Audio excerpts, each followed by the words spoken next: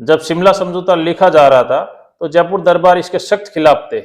जयपुर महाराजा सवाई भवानी सिंह जी, जब उनकी एक नहीं सुनी गई तो दरबार ने श्रीमती इंदिरा गांधी के सामने प्रस्ताव रखा कि छात्रों की एवज में पाकिस्तान से पीओके वापस लिया जाए, लेकिन उस दिन ब्रिगेडियर की बातों को कोई तवज्जो नहीं दी गई।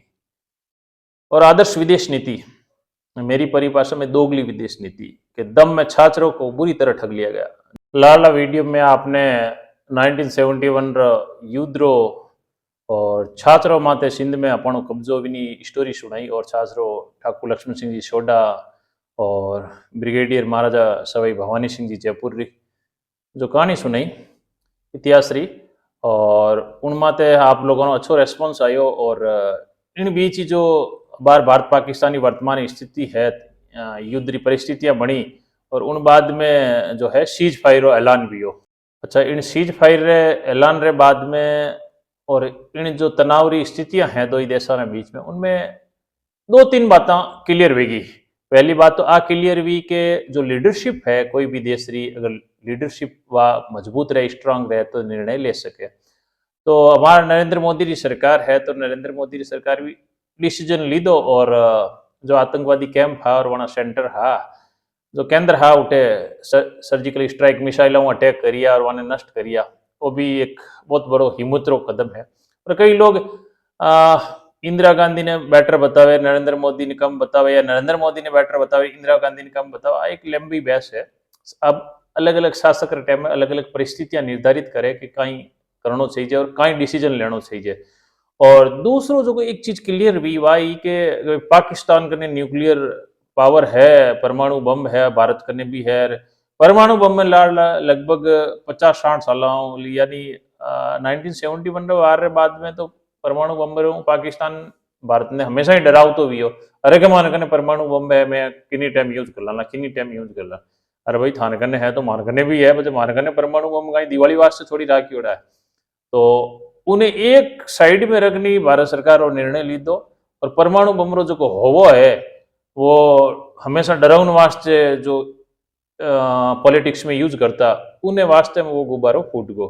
ठीक है, परमाणु बम है तो हार करने है तो मार करने भी है, नुकसान तो दो ही पाड़े है ही है, कि नहीं कम है कि नहीं ज्यादा है, लेकिन इनो एक वो अच्छो डिसीजन लियो। क्योंकि पाकिस्तान हाथ प्रॉब्लम है कि एक धार्मिक कंट्री, इस्लामिक धार्मिक कंट्री रहना तो वो हमेशा भारत के खिलाफ एक स्टेट ऑर्गेनाइज्ड टेररिज्म प्रमोट करते रहियो है।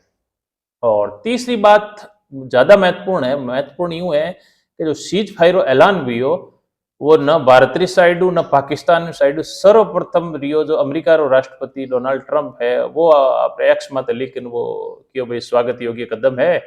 और लॉन्ग डिस्कशन भी हो पूरी रात, और उन बाद में जो को दो ही देश रा जो शासक है वह समझिया इन बात ने, और मैं उन्हें स्वागत करूं। और बाद में भारत भी पुष्टि करी और पाकिस्तान साइड में भी। तो आप देखोगे पहली बात तो इन टाइम जो 1971 इंदिरा गांधी के टाइम में जो परिस्थितियां वे परिस्थितियां आज नहीं है। आज तो भारत बहुत स्ट्रांग कंडीशन में, इकोनॉमी भी बहुत स्ट्रांग कंडीशन में है, हर चीज में आप मजबूत हाँ।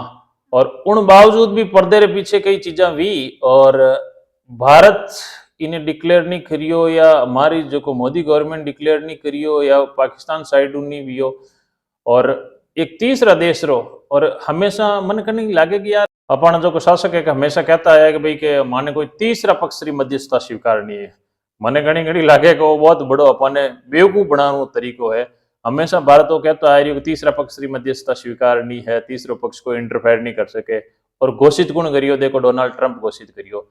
तो आज री जो परिस्थितियां है, हालांकि मैं इन्हें बुरू नहीं कह रही हूँ, मारे कहना रो मतलब वो है कि जो तत्कालीन राजनीतिक परिस्थितियां हैं, सामरिक परिस्थितियां हैं, वो इन चीज ने निर्धारण करिया करे।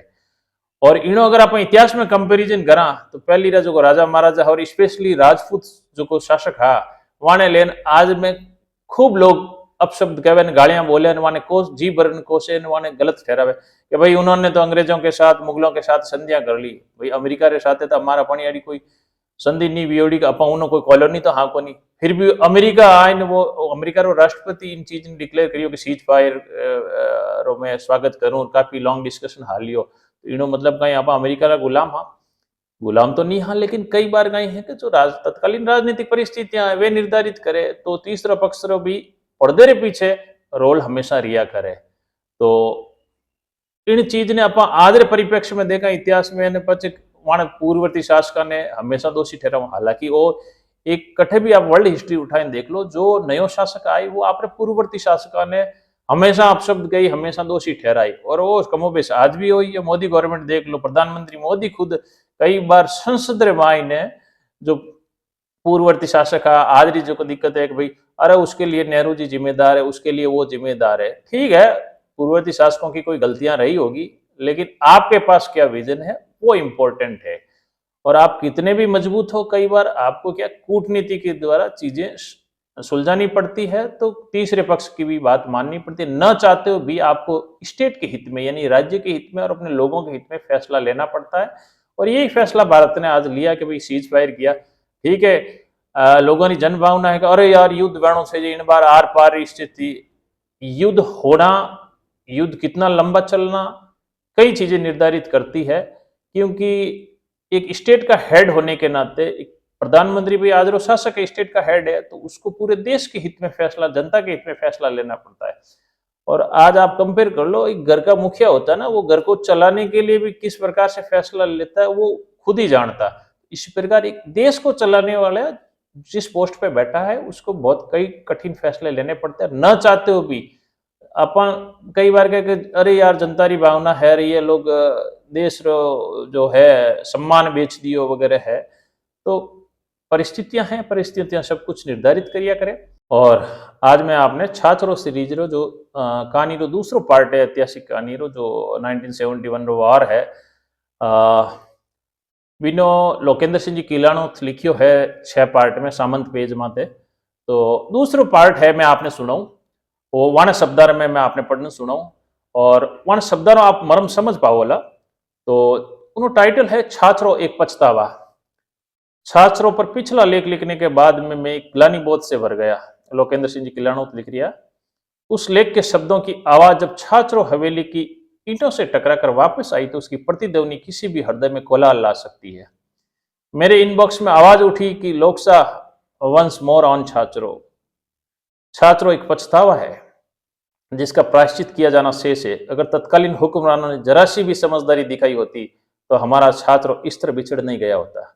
जयपुर दरबार ने सोडाओं को साथ लेकर सिंध को हिंद में मिला लिया था। सोडाओं का इकबाल फिर से बुलंद हुआ था। जिस दिन छात्र हवेली पर तिरंगा लहराया गया उसकी अगली सुबह पूरा पाकिस्तान जयपुर दरबार और ठाकुर लक्ष्मण सिंह सोडा के आगे नतमस्तक था। पाकिस्तान के डॉन अखबार ने लिखा कि इस जंग में पाकिस्तान को कुछ नहीं मिला, लेकिन ठाकुर लक्ष्मण सिंह सोडा का इसरार मुकम्मल हो गया। यह आजाद भारत की पहली अघोषित सर्जिकल स्ट्राइक थी। ताज्जुब की बात यह है कि पाक के 80 किलोमीटर तक अंदर की गई स्ट्राइक में एक भी नागरिक की जान नहीं गई। लगभग 1 लाख की आबादी रात का खाना खाकर सोई थी। उन्हें सुबह मालूम हुआ कि सिंध पर हिंदुस्तानी फौज ने अपना परचम फहरा दिया। जब शिमला समझौता लिखा जा रहा था तो जयपुर दरबार इसके सख्त खिलाफ थे। जयपुर महाराजा सवाई भवानी सिंह जी, जब उनकी एक नहीं सुनी गई तो दरबार ने श्रीमती इंदिरा गांधी के सामने प्रस्ताव रखा कि छात्रों की एवज में पाकिस्तान से पीओके वापस लिया जाए। लेकिन उस दिन ब्रिगेडियर की बातों को कोई तवज्जो नहीं दी गई। और आदर्श विदेश नीति, मेरी परिभाषा में दोगली विदेश नीति के दम में छात्रों को बुरी तरह ठग लिया गया। जुल्फिकार अली भुट्टो खुद छात्रों को हाथ से नहीं जाना देना चाहते थे, क्योंकि वह खुद छात्रों के एहसानमंद थे और ठाकुर साहब भी उनके बहुत ही बेहतर संबंध थे। एक बार जब जुल्फिकार अली भुट्टो एक चुनावी सभा में चरमपंथियों के हमले के बीच में गिर गए थे तो वहां तैनात एक थानेदार ने अपनी जान पर खेलकर भुट्टो की जान बचाई थी। आपको जानकर हैरानी होगी कि वह थानेदार छात्रों हवेली का ही खून और ठाकुर लक्ष्मण सिंह सोडा का छोटा भाई खुमान सिंह सोडा था। भुट्टो की नजर में ठाकुर साहब की बहुत कदर थी और बाद में भुट्टो ने सोडा परिवार को वापस हवेली पधारने के लिए मनाया भी था, लेकिन जब तक बहुत देर हो चुकी थी। अच्छा, तो लक्ष्मण सिंह जी सोडा को बाद में जोधपुर दरबार की तरफ से बाली जोड़ में जमीन दी गई थी, तो वहाँ उनके अभी जो उनके बाद की जनरेशन है वो अभी भी वहाँ रहते हैं। और बाली के आसपास मेरी भी खूब रिश्तेदारियां हैं। तो मेरे को एक दाता भी मिले, उन्होंने बताया था कि उस समय जब ये अभी जिक्र आया कि जुल्फिकार अली भुट्टो लक्ष्मण सिंह जी सोडा को वापस पाकिस्तान लाना चाहते थे, तो हो सकता है जुल्फिकार अली भुट्टो के मन में उनके प्रति पॉजिटिव अच्छा एक मन के कोने में रहा हो। लेकिन परिस्थितियां उस समय ऐसी होगी कि पाकिस्तान के इंटरनल पॉलिटिक्स की वजह से भी सोडा साहब को लगा कि भाई अगर मैं वापस जाऊंगा तो हो सकता है कि मेरे ऊपर कानूनी तरीके से मुकदमा चलाया जाए या मेरे को कई प्रकार से प्रताड़ित किया जाए। तो उस समय सोडा साहब जो जैसा मैंने सुना कि सोडा साहब को काफी समय जोधपुर दरबार ने रखा, महाराजा गज सिंह जी ने, और उसके बाद में बाली भेजा गया जब ज्यादा दबाव पड़ा। दबाव ये पड़ा कि भारत सरकार के ऊपर भी कूटनीतिक दबाव था कि सोडा साहब को वापस पाकिस्तान, अच्छा पाकिस्तान हो सके। जुल्फिकार अली भुट्टो उनके लिए पॉजिटिव सोच रखते हो, लेकिन एक वर्ग एक तबका ऐसा था कि वो सोडा साहब को इसके लिए दोषी मानता था और उनको इसके लिए दंडित करना चाहता था, पनिश करना चाहता था। तो उस वजह से बाली जोड़ में उनको भेजा गया, उनको जमीन दी गई। और सोडा साहब की अभी कुछ वर्षों पहले डेथ हो गई और उनके बेटे पोते वगैरह उनके परिवार के, और पिछले वीडियो पे कुछ कमेंट भी आए सोडा साहब की जो फैमिली है उनके भी, तो अभी भी वो रहते हैं। और सोडा साहब के साथ में बहुत सारे जो सोडा राजपूत आए वो अलग अलग पाली जिले में भी है और अलग अलग क्षेत्रों में निवास रहते हैं और अभी वर्तमान में भारतीय नागरिक है। भुट्टो की नजर में ठाकुर साहब की बहुत कदर थी और बाद में भुट्टो ने सोडा परिवार को वापस हवेली पधारने के लिए मनाया भी था, लेकिन तब तक बहुत देर हो चुकी थी। बीते कल दिन भर आए मैसेज और कॉल मुझे बार बार रोमांचित कर रहे हैं, लेकिन कुछ मैसेज इस तरह के भी थे जिन्होंने मुझे गहन असंतोष के पाले में बुरी तरह जकड़ लिया। एक नौजवान ने लिखा कि जिसके पुरखों ने भी सोडा साहब के साथ ही पलायन किया था, कि लोग साहब मेरा बहुत मन करता है कि एक बार इस जीवन में उस हवेली को जी भर के देखाऊं, लेकिन डर लगता है कि जब मैं हवेली की सीढ़ियों तक पहुंचूं तो मेरा ही कोई पुरखा भीतर से आवाज ना दे कि अरे बेशरम और कायर, अपने राणा जी को धोरों में अकेला छोड़कर तेरी हिम्मत कैसे हुई यहां तक आने की। देवी पुत्र चारणों के अनेक मैसेज इसी तरह के आए।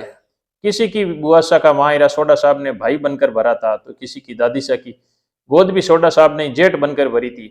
कोई सोडा साहब को नानो सा कहकर संबोधित कर रहा था, तो किसी के लिए सोडा साहब उसके सगे बाबूसा जैसे थे। जब सोडा साहब ने सिंध से हिंद की तरफ प्रस्थान किया तो उनके साथ लगभग 50,000 लोगों ने भी अपने राजा के साथ घर जमीन छोड़ दिए और राजस्थान आकर किसान बन गए। आप तिब्बतियों को जानते होंगे, रोहिंग्या और बलूचों को भी जानते होंगे, लेकिन क्या आप उन लोगों को जानते हो जो सोडा साहब के साथ भारत आए? आप यह याद कर सकते हैं कभी इन लोगों ने सरकार से सब्सिडी मांगी या किसी राजनेता भाषण में इन लोगों का जिक्र सुना हो? अगर आपके पास कोई ऐसा दस्तावेज हो तो वह भी बताइए जिसमें सरकार ने इनके लिए कोई विशेष प्रावधान किया हो, क्योंकि वे लोग भी जमीन जायदाद सब कुछ एक रात में छोड़कर आए थे। बस यही स्वाभिमान की अंतिम सीमा है, यही जीवटता का सबसे बेहतर उदाहरण है। एक मित्र ने लिखा कि अगर हमने कभी कुछ मांग लिया होता तो हम सोडा साहब को अपना राजा किस मुंह से कह पाते। हम केवल अपने राजा से मांग सकते, लेकिन हमें पता है आज हमारे राजा के पास राजमहल नहीं है, देने को अनाज और धन नहीं है। हमारे लिए तो ये भी गर्व की बात है कि हमारा राजा खुद हमारे साथ खेत में हल चला रहा है। मुझे अनेक ऐसी फोटोज और वीडियोज मिले जिसमें बाड़मेर के दौरों के बीच फर्श पर सोडा साहब विराजे है और आसपास उनकी प्रजा है। सोडा साहब सादगी से सबका मुजरा ले रहे, ढोलक की थाप पर रायचंद चल रहा है। वह क्या इतिहास दोहराया जा रहा है। 16वीं सदी में एक महाराणा हुआ तो प्रजा के साथ जंगलों में रहा, फिर 20वीं सदी में एक राणा हुआ जो सब वैभव छोड़कर रेगिस्तान में अपनी प्रजा के साथ हुआ। ये लोकेंद्र सिंह जी किलाणोत ने लिखा है। तो इसका आगे का वीडियो जो छात्रों की सीरीज में, वो तीसरे वीडियो में आप देखेंगे आगे की कहानी। आशा रखता हूँ कि ये वीडियो आपको अच्छा लगा होगा। धन्यवाद। राम राम।